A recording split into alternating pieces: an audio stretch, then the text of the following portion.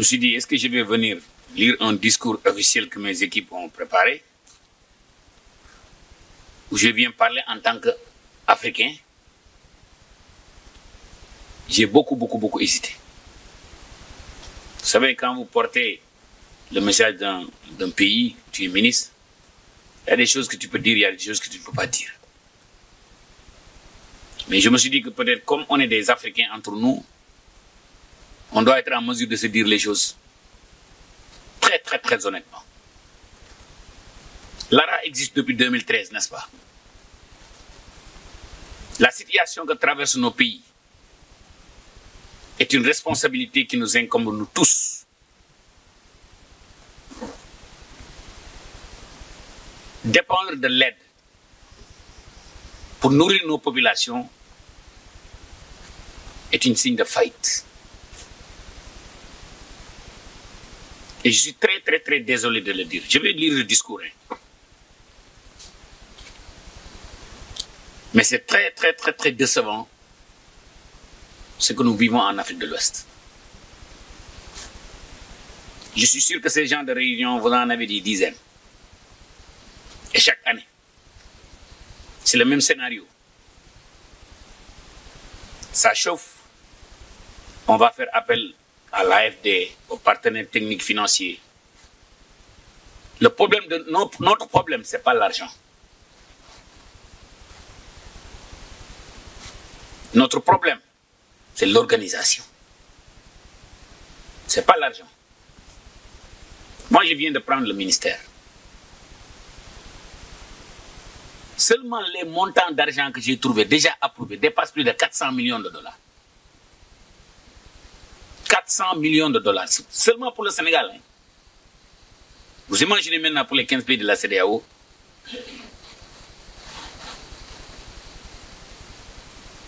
On ne peut pas commettre les mêmes erreurs chaque année et espérer avoir d'autres résultats. Avoir 51 millions de personnes. Et on me dit que en l'espace de 5 ans, le nombre est multiplié par 4. Nous devons revoir nos méthodes. Et qu'on ait la franchise de se le dire ouvertement et très franchement.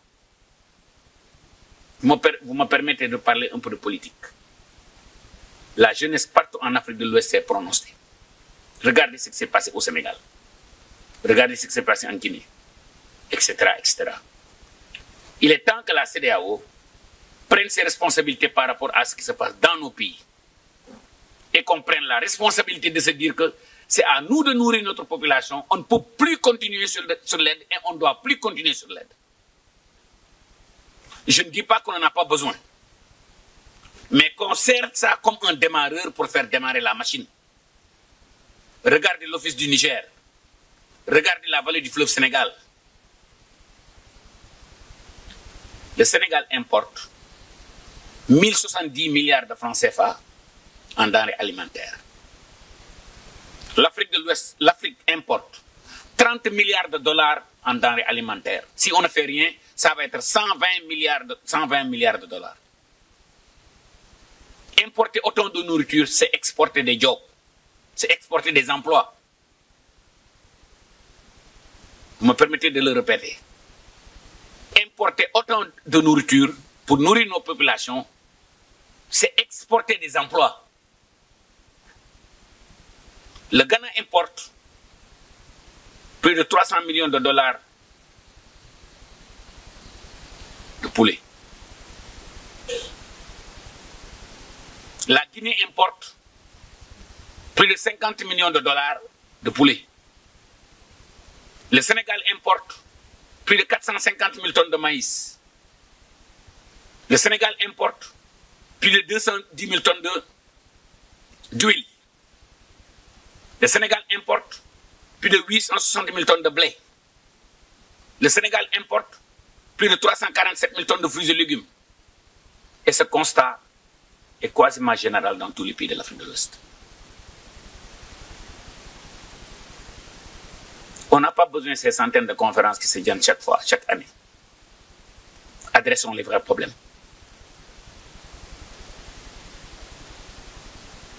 Le Sénégal dépense Plus de 100 millions d'euros. Et mes équipes me disent, c'est quasiment le double.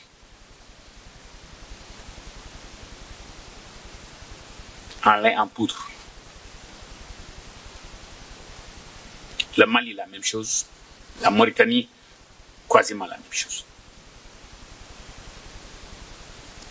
À mon humble avis, la CEDEAO doit revoir sa méthode de faire. Et qu'on ait l'objectivité de le dire entre nous.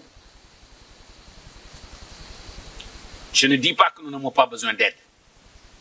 Mais ça ne peut pas continuer.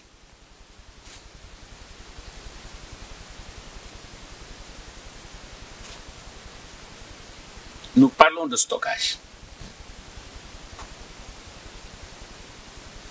J'ai vu la CEDEAO faire des initiatives. J'ai vu l'IMOA faire des initiatives. Et les pays à leur niveau font aussi des initiatives. Agrégeons nos moyens.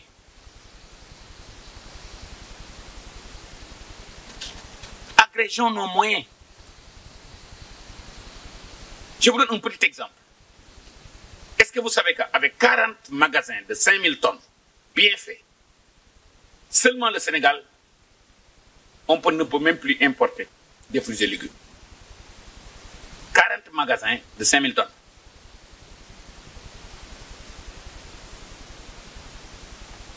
Vous imaginez si la CEDEAO vient, l'IMOA vient, le pays donne sa contribution, avec l'appui des partenaires techniques, la BOAD, la BIDC, la Banque africaine de développement, les crédits export, et on ne peut pas régler ce problème. Il y a un problème. Et j'ai l'intime conviction que c'est possible de le faire.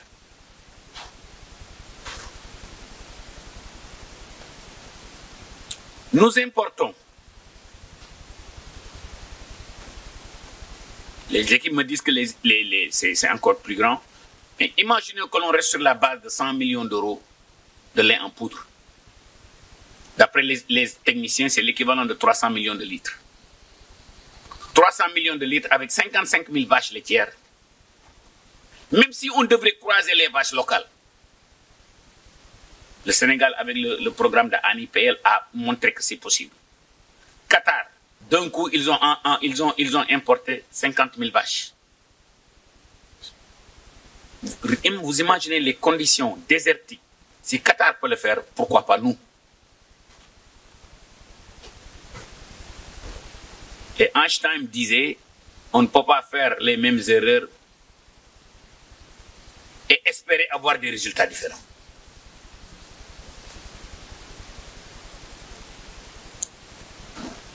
Un appel que je lance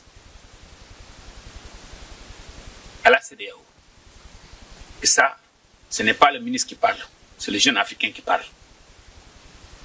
Il est temps que l'on réadresse nos priorités. Et qu'on se dise que c'est seulement la CEDEAO et seulement la CEDEAO qui peut régler ces problèmes. On ne dit pas qu'on ne peut pas être aidé.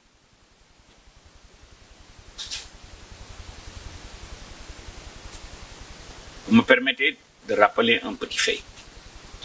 En 2019, quand je suis revenu dans la sous-région, comme vice-président finance de la Banque d'investissement et de développement de la CEDEAO, j'ai mobilisé 430 millions de dollars pour financer les engrais.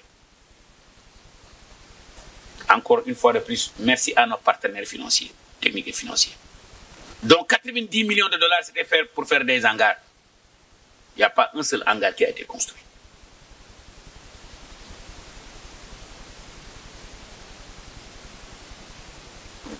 Un seul hangar qui a été construit. Nous connaissons nos contraintes. Aujourd'hui, 90% de ces traders d'engrais, peut-être ils ont des problèmes de balance sheet. Nos États, peut-être, ont des problèmes de capacité d'endettement.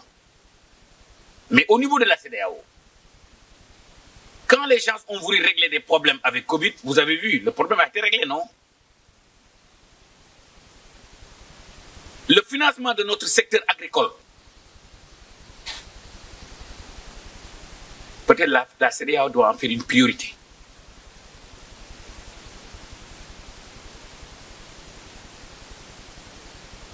Les réformes foncières,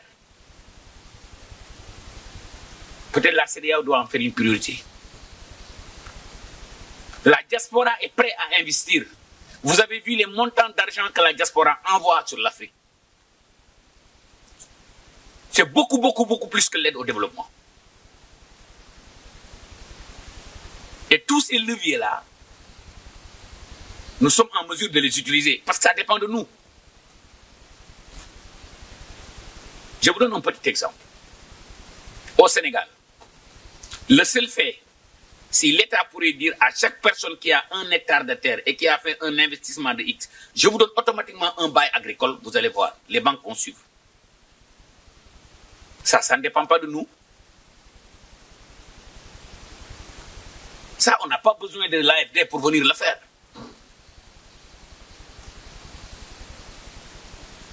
Aujourd'hui, s'il y a une chose que toutes les banques du monde cherchent à financer, c'est le solaire. L'énergie solaire. Toutes les banques cherchent à le financer.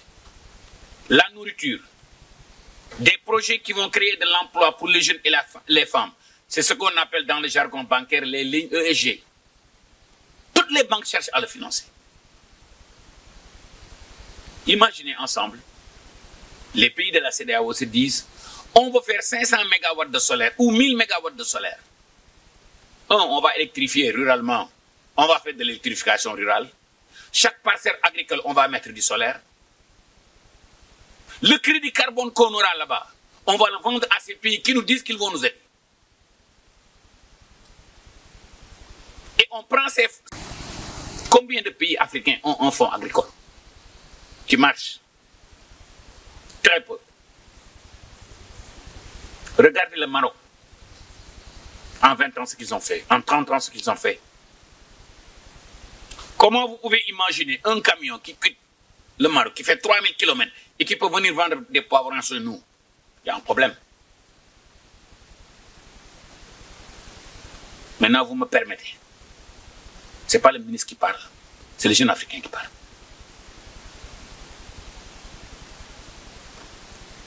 Toutes ces organisations régionales, y compris la CEDEAO, vous imaginez le nombre de séminaires, le nombre de conférences, le nombre de blablabla. L'argent que l'on peut économiser seulement avec ces séminaires pour construire des hangars et des hangars. Vous êtes d'accord avec moi ou pas?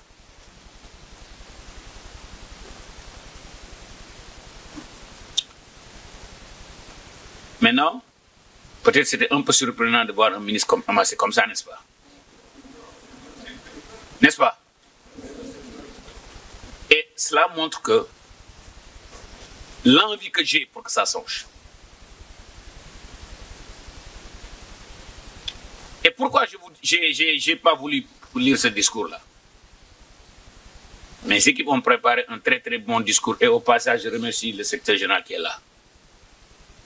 Mais j'ai voulu être quitte avec ma propre conscience. Vous savez, en 4 ans, après avoir travaillé 30 ans à l'étranger et que j'ai décidé de revenir chez moi, je me suis dit que peut-être le bon Dieu m'a donné la chance de gagner de l'argent. Mais j'ai le devoir de créer des emplois chez moi. À l'espace de moins de 4 ans, on a créé plus de 100 emplois. Nous produisons plus de 4 millions de poulets. Cela montre qu'en Afrique, c'est bel et bien possible de le faire. Il y a un jeune footballeur malien, après avoir gagné de l'argent, il a fait la même chose chez lui. C'est Keita, je ne sais pas. Seydou Keita. Il y a des choses que les fonctionnaires savent faire, mais il y a des choses qu'ils ne savent pas faire. Peut-être l'opportunité pour la CEDEAO de s'appuyer sur le secteur privé. Regardez ce que le président Obasanjo a fait avec les... Il avait dit ouvertement, je vais créer des milliardaires nigérians. Il en a fait.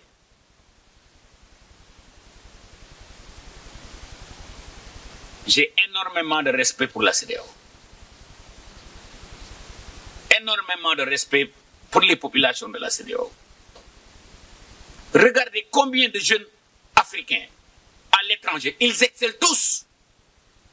Pourquoi quand on vient chez nous, on a des problèmes? Le problème, ce n'est pas l'argent. Et vous m'excusez du terme de le dire très ouvertement. On ne peut pas continuer à commander et nourrir nos populations. C'est devenu le business model de l'Afrique. À chaque fois que ça chauffe, l'AFD va venir.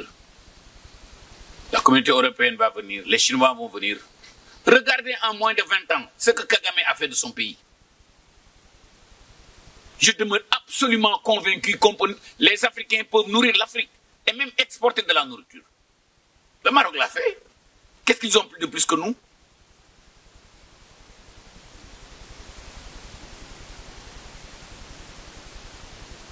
Je prends l'exemple de la Mauritanie et le Sénégal, et même le Mali. On a la chance d'avoir l'OMVS.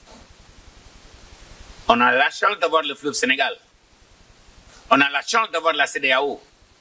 On a la chance d'avoir l'ARA. On a la chance d'avoir une banque africaine de développement, dont le président actuellement est l'ancien ministre de l'Agriculture. On a tous les ingrédients pour que ça marche. Mettons les hommes à la place qu'il faut. Mettons nos sous sur nos priorités. Gouvernance, gouvernance et gouvernance. En tout cas,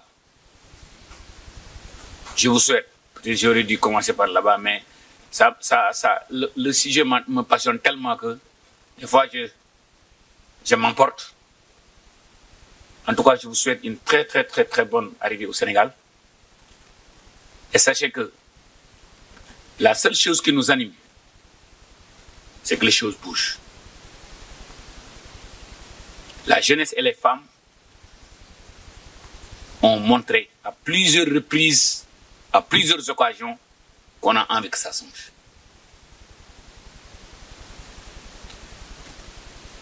Le Sénégal, comme vous le savez, est un pays de teranga.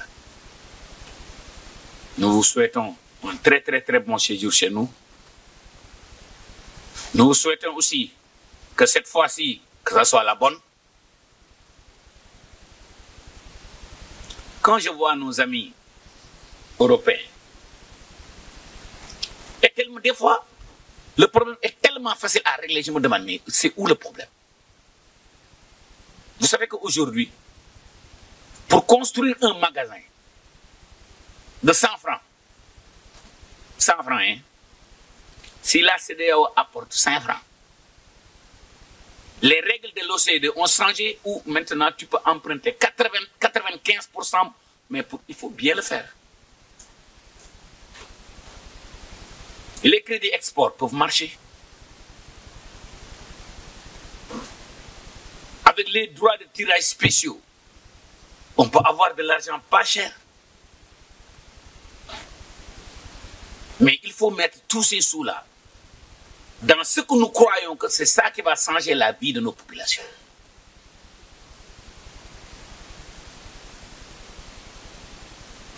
Et j'ai l'intime conviction que c'est possible. En tout cas, nous nous remercions tous de votre présence. À mon humble avis, ce n'est plus acceptable d'avoir plus de 51 millions de personnes dans des situations très vulnérables.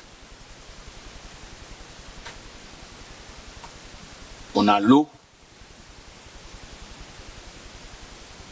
on a les terres arables, on a la jeunesse pour le faire.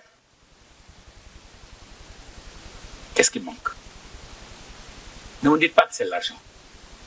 Vous avez vu que durant le Covid, quand les gens ont voulu lever des milliards, ils en ont levé. Et aujourd'hui, on a la chance d'avoir des présidents comme Adesina. On a la chance d'avoir nos amis arabes de la Banque islamique de développement. On a la chance d'avoir des gens comme l'AFD, la communauté européenne. Les gens veulent aider. Parce qu'ils ont maintenant compris que on ne peut pas avoir deux pôles, trop développés, trop pauvres. Ça ne marche pas. Ce qui se passe en voyant ces centaines de milliers d'Africains affronter la mer pour aller faire de l'immigration, On ne peut pas arrêter la mer avec ses bras. L'Europe est maintenant convaincue.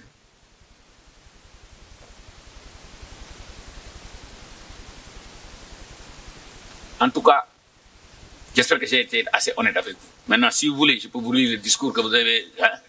Vous n'avez pas besoin de ça, je crois. Hein? Et maintenant, vous lancez, vous transmettez au président de la CEDEAO, président de l'ARA, je suis prêt à être l'ambassadeur de ce plaidoirie-là.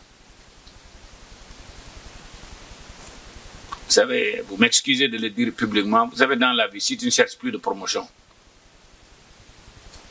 tu peux dire les choses telles que tu les penses. Il y a une seule chose qui me préoccupe actuellement, c'est de voir une Afrique développée. C'est de voir une Afrique fière des conditions de vie de ses populations. C'est de voir une Afrique où les jeunes s'épanouissent, les femmes s'épanouissent. Regardez partout où les Africains sont d'or, ils excellent. Et aujourd'hui, l'Afrique a une chance d'avoir ce que j'appelle les Global Africans. Les gens qui ont étudié à l'étranger, vécu à l'étranger, qui ont travaillé à l'étranger, et qui ramènent de plus en plus un peu de sous à l'étranger. Et avec ces gens-là, et aussi avec des populations locales qui comprennent la dynamique locale. Qu'est-ce qu'on n'a pas pour ne pas réussir? On a tout pour réussir. Gouvernance, c'est le problème.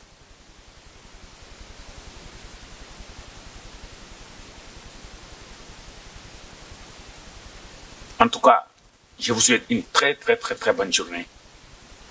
Très bonne réunion. Et sachez que le Sénégal sera et restera un partenaire de la CEDEAO. Et qu'on peut, on ne dit pas qu'on a les solutions. Mais j'ai l'intime conviction qu'ensemble, si on est décidé, et je dis décidé avec un grand D, pas les trucs politiquement corrects là, on peut changer les choses. Je vous remercie.